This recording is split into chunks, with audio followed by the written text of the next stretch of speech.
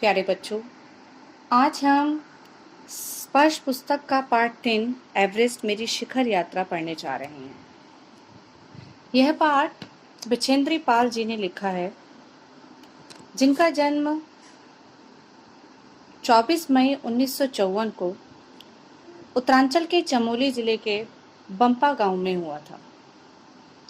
बचेंद्री जी एक बहुत ही साधारण परिवार से थी और उनके पिता के पास उनकी पढ़ाई का खर्च उठाने तक के पैसे न थे, जिस कारण 8वीं कक्षा के बाद उन्होंने सिलाई कढ़ाई करते हुए अपनी शिक्षा को जारी रखा। उन्होंने संस्कृत में एमए किया और उसके बाद बीएड भी किया। उनका मन शुरू से ही पर्वतारोही बनने का रहा और पर्वत की चढ़ाई करने में उन्हें बड़ा ही मन लगता था, जिसकी शिक्षा उन्होंने अपने बड़े भाई से भी ली थी।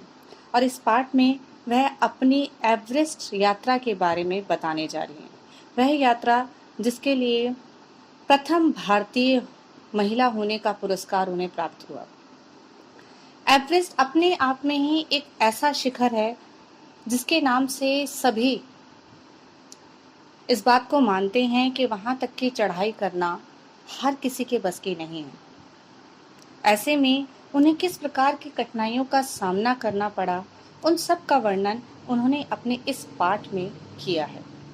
इस लेख में उन्होंने स्पष्ट करने का प्रयास किया है कि एवरेस्ट जैसे शिखर पर पहुंचने में किस किस तरह की कठिनाइयों का सामना करना पड़ा और किस प्रकार उन्हें यह सफलता प्राप्त हुई। पाठ के प्रारंभ में वे बताती हैं कि 7 मार्च 1984 के दिन दिल्ली से काठमांडू की ओर एक अब बढ़ता है। उससे पहले एक अग्रिम दल जा चुका था, जो पहली सारी चीजों का जायजा लेने के लिए वहां पहुंचा था। काठमांडू में वह नमचे बाजार पहुंचती हैं, जिसको मुख्य रूप से शेरपा लैंड भी कहा जाता है, क्योंकि अधिकांश शेरपा उसी स्थान से मिलते हैं। शेरपा वे व्यक्ति होते हैं जो पर्वतारोहण में हमारे सहायक होते हैं और सामान वगैरह उठाने में सहायता करते हैं। तो लेखिका वहां पहुंचती हैं और वहां से वह पहली बार एवरेस्ट को निहारती हैं, जिसे नेपाली लोग सागर माथा के नाम से भी जानते थे। सागर माथा अर्थात समुद्र का माथा। एवरेस्ट की चोटी को सागर माथा कहा जाता है। जब वह वहां से नमचे बाजार से देखती हैं तो उन्हें एवरेस्ट की चोटी पर प्लूम दिखाई देता है। एवरेस्ट की चोटी पर प्लूम दिखाई देता है। प्लूम तेज हवाओं के चलने के कारण सूखी बर्फ के उड़ने से बनता है। काफी लंबी किलोमीटर तक, अप्रॉक्स 10 किलोमीटर तक प्लूम का एक फूल सा दिखाई देता है। एक सुंदर आकार का गोलाकार रूप सूखी बर्फ के कारण बनता है। तेज हवाओं के कारण, जो हाई लैटिट्यूड है, हाई लॉन्गिट्यूड है, तो उस पर तेज हवाएं चलने की वजह से सूखी बर्फ जो है वो उड़ने लगती है और बहुत ही सुंदर सा फूल बनकर सामने आता है, जिसे प्लूम कहा जाता है। तो उन्होंने वहां से प्लूम को निहारा और वो सुंदरता उनके मन में बस गई। उसके बाद वे बताती हैं कि 26 मार्च को, 7 मार्च को अभियान दल प्रारंभ होता है और उसके बाद 26 मार्च को वे पैरिस पहुंचती हैं। जैसे ही वो पैरिस पहुंचते हैं तो वहां पर एक शेरपा कुली की मृत्यु का समाचार मिलता है। हिमस्खलन के कारण सीधी पहाड़ी के नीचे धंसने की वजह से 16 कुलियों में से एक की मृत्यु हो जाती है और 4 कुली गंभीर रूप से घायल हो जाते हैं। इन सारी बातों का प्रभाव बचेंद्री पाल पर पड़ता है और वो मानती हैं कि ये यात्रा जो है वो इतनी सरल यात्रा नहीं है। प्रेमचंद जी, जो अग्रिम दल के उपनेता थे, उन्होंने खुम्पू हिमपात की स्थिति से अवगत कराया। उन्होंने यह भी बताया कि किस प्रकार की कठिनाइयों का हमें आगे सामना करना पड़ सकता है।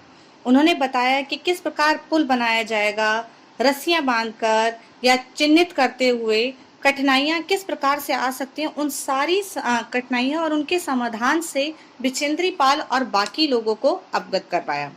उन्होंने ये भी बताने का प्रयास किया कि ग्लेशियर्स क्या हैं।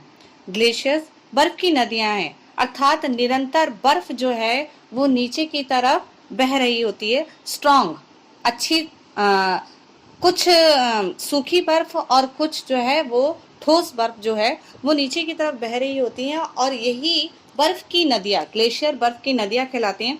और इस बर्फ की नदियों का नीचे की तरफ बहने की वजह से ही हिमपात और हिमस्खलन होता है, और उस हिमस्खलन के कारण बहुत सी कठिनाइयां उस समय आती हैं।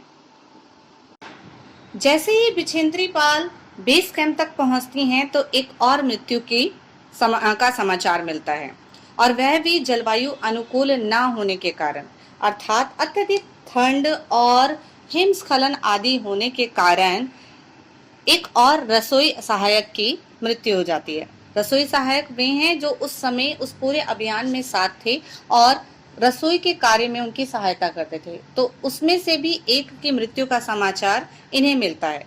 परंतु फिर भी बिछेंद्री पाल स्वयं को डरा हुआ ना महसूस करते आगे की तरफ बढ़ती हैं। बेस कैंप से ही बिछेंद्री पाल एवरेस्ट, ह्योत्से और नुत्सो की ऊंचाइयों को देखती हैं, और वे कुछ डर सी भी जाती हैं। कारण यह है कि वो एकदम से सीधी चढ़ाई थी और बर्फ की नदियां थीं, जिससे हमेशा ये डर बना रहता था कि इनके पीछे गहरी, इनके नीचे गहरी खाइयां भी हो सकती है, और ऐसे में स्थान को पहचान पाना इतना आसान नहीं था।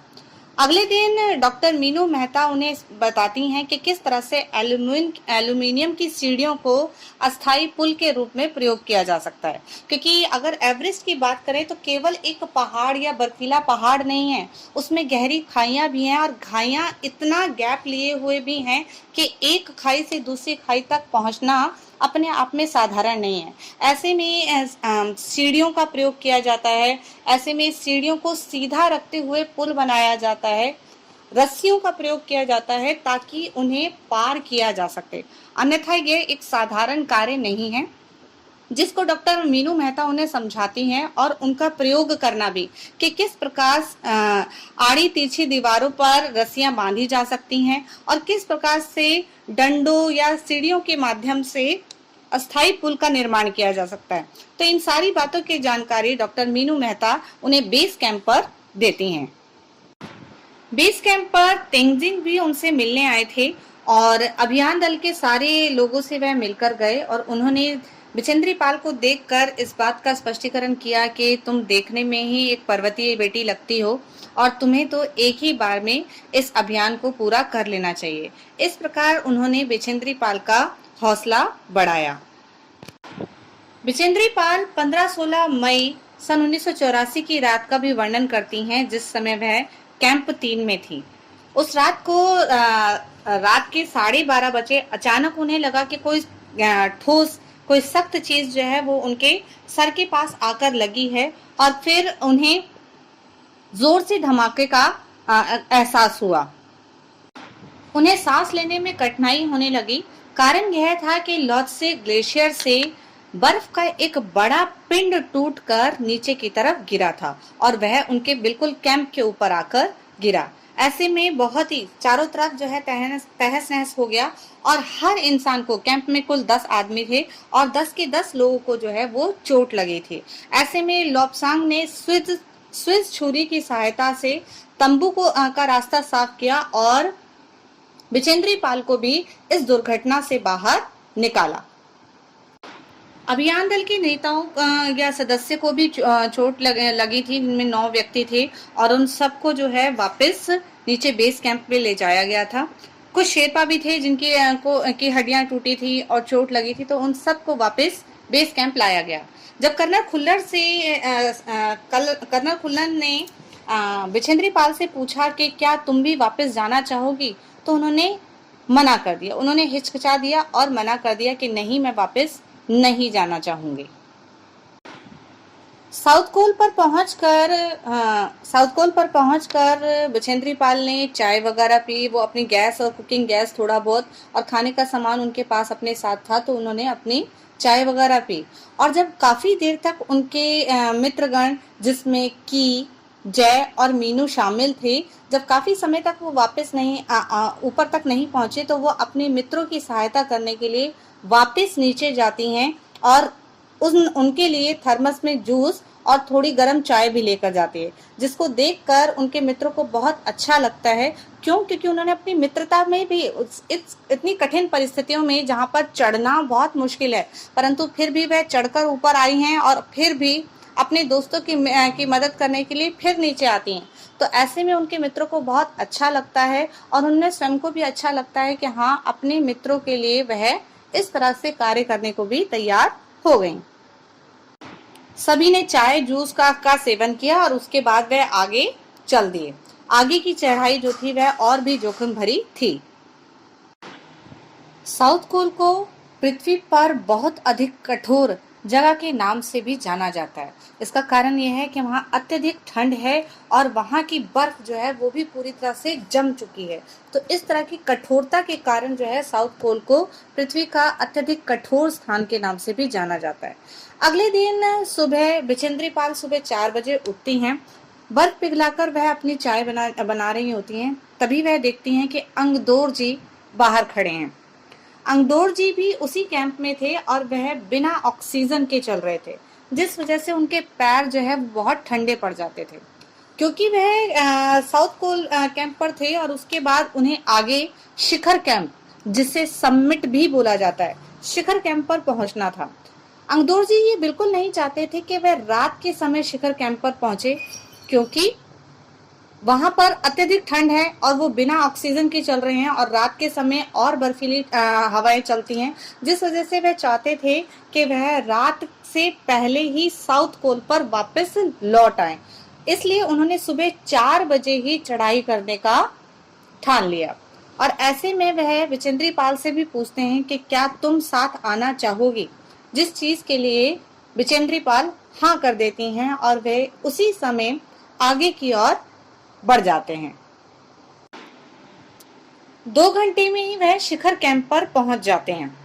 उसके बाद उन्हें और आगे जाना था, जहां पर समिट वो पॉइंट होता है जो एंड पॉइंट है एवरेस्ट का, जहां पर हमारी शिखर यात्रा समाप्त होती है, जहां पहुंचकर हम अपना समिट अर्थात हमने एवरेस्ट की चढ़ाई को पूर्ण कर लिया, वहां पर अपना झंडा लगाते हैं। तो वह समिट है और उससे कुछ पहले पर ही शिखर कैंप जो है वो लगता है।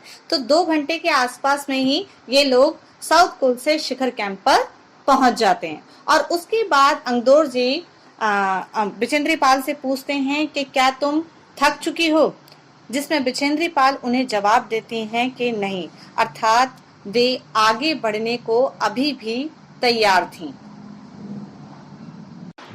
अंगदोर जी और बिचेंद्री पाल के साथ लाहाटू भी पीछे पीछे आ रहे थे और लाहाटू ने महसूस किया कि बिचेंद्री पाल कुछ थकी हुई और धीरे धीरे चल रही हैं, जिसका कारण यह था कि ऊपर चढ़ते हुए वो लोग ऑक्सीजन का यूज कर रहे होते हैं, जिसमें उन्होंने 4 लीटर ऑक्सीजन के अकॉर्डिंगली वो चल रहे थे, परंतु बिचेंद्री पाल ने 2.5 लीटर ऑक्सीजन प्रति मिनट की दर से ही ऑक्सीजन ले रखी थी। लाहाटू ने उनका ऑक्सीजन का पाइप रेगुलेटर जो है वो बढ़ाया, जिससे उन्हें ज्यादा ऑक्सीजन मिलने लगी और फिर वह पहले से ज्यादा अच्छी रफ्तार से आगे की ओर बढ़ने लगी। आगे चलते जाते वक्त अब वो समय आ गया था जब वह एवरेस्ट के शिखर पर पहुंचने वाली थी। वह देखती हैं कि कोई भी ऊंची चढ़ाई अब उन्हें दिखाई नहीं दे रही और अब केवल नीचे की ओर ढलान है। ऐसे में दोपहर 1 बजे के लगभग वे लोग एवरेस्ट के शिखर पर, समिट पर, एवरेस्ट के शिखर पर पहुंचते हैं और तब वहां जाकर उन्हें आनंद की अनुभूति होती है। 23 मई 1984 को दोपहर 1:07 पर वे एवरेस्ट की चोटी पर पहुंचती हैं और एवरेस्ट की चोटी पर पहुंचने वाली वह पहली भारतीय महिला थी। उस स्थान पर देखा जाए तो इतनी भी जगह नहीं थी कि 2 व्यक्ति भी आसानी से खड़े हो सकें। एवरेस्ट के जो तिकोनी शंकु, जो तिकोनी पर्वत श्रृंखला है, उस पर इतना भी स्थान नहीं है कि 2 लोग खड़े हो सकें। ऐसे में उन्होंने बर्फ को खोदने वाले फावड़े से बर्फ को खोदा और अपने पैरों को पहले उस बर्फ में जमाया, ताकि वह वहां से हवा के तेज बहाव के कारण हिले डुले ना, या फिर ये कह सकते हैं कि गिरे ना। उन्होंने अपने आप को वहां संतुलित किया। अपनी इस असीम खुशी का वह वर्णन भी नहीं कर पा रही थी। ऐसे में उन्होंने अपने बैग में से हनुमान चालीसा और दुर्गा माँ का चित्र निकाला। वहां पर एक छोटी सी पूजा की, एवरेस्ट की उस शिखर का चुम्बन किया, और अपनी वह छोटी सी पूजा करने के बाद दुर्गा चालीसा और दुर्गा का चित्र और हनुमान चालीसा को वहीं बर्फ में दफना दिया, वहीं बर्फ ने दबा दिया, और उसके बाद अपने माता पिता का ध्यान किया। इतने में ही अंगदोर जी जो है वो उनकी प्रशंसा करते हैं और कहते हैं, दीदी तुमने अच्छी चढ़ाई की, मैं बहुत प्रसन्न हूँ। इतनी देर में बाकी सारे लोग भी धीरे धीरे चलते हुए ऊपर आ जाते हैं और सब लोग बहुत खुश होते हैं। वॉकी टॉकी का प्रयोग करते हुए वो कर्नल खुल्लर से बात करती हैं, और कर्नल खुल्लर उनकी इस उपलब्धिता पर उनको बढ़ाई देते हैं, उनकी प्रशंसा करते हैं और बोलते हैं कि आज तुमने संसार में भारत का नाम ऊंचा कर दिया। इस प्रकार से बिछेंद्री पाल ने अपनी उस एवरेस्ट यात्रा का वर्णन किया है, जिस यात्रा में उन्होंने उन सारी घटनाओं को, उन सारी बातों को बताने का प्रयास किया जो एक पर्वतारोही के लिए महत्वपूर्ण हो सकती हैं। एक पर्वत पर चढ़ना, एक साधारण पर्वत पर चढ़ना और एवरेस्ट पर चढ़ना दो अलग अलग बातें हैं, क्योंकि एवरेस्ट पूर्ण रूप से बर्फ से ढका हुआ पहाड़ है और जिसमें इतनी सारी चीजें, इतनी सारी परेशानियां हैं जिनका समाधान इतना आसान नहीं है। जो चीज़ हमें नहीं दिख रही है वो सारी परेशानियां भी वहाँ पर महसूस हो सकती हैं। जैसे कि अगर हम बर्फ़ की बात करें तो जब बर्फ़ गिरती है तो वो ऊपरी सतह को ढक देती है। अब ऐसे में उस बर्फ़ के नीचे दरारें भी हो सकती हैं, उस बर्फ़ के नीचे गहरी खाइयाँ भी हो सकती हैं, उस बर्फ़ के नीचे बहुत बड़ी परेशानियां भी आ सकती हैं जिनका सामना उस पर्वतारोही को करना पड़ सकता है। तो ऐसे में इसके लिए तैयार होना पहले ज़रूरी है और तभी इन सारे कामों को किया जा सकता है।